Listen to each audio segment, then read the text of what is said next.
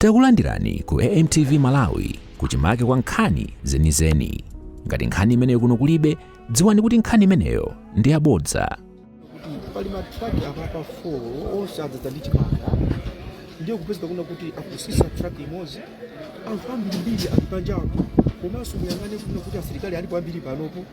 osatenga traki ina kukhapo azilandira ina popo traki inapo azilandirapo kuti malize sanga chifukwa kutenga traki imene chimanga chachulukira apapa kuti 2400 ka 2000 chani imene abwera pano kuti athe ufika usiku tsono usikuwo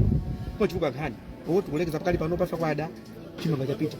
pano tifuna chithe anthu alandire tizipita bwino ndi matraki atamba kwa asuntha ija kakhale kuja inapo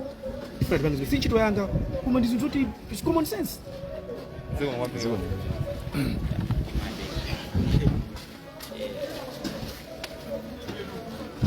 kapanga ni uje facilitate traki ina kakhale kwina kwaje huko ina ikhale pena panje anthu azibwera kuti azipita matraki osazi akayuka specific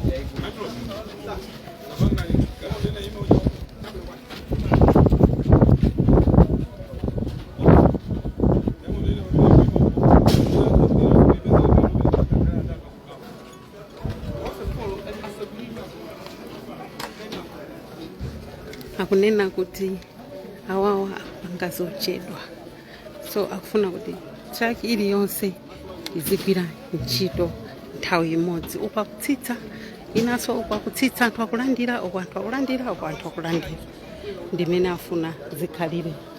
pamuzika.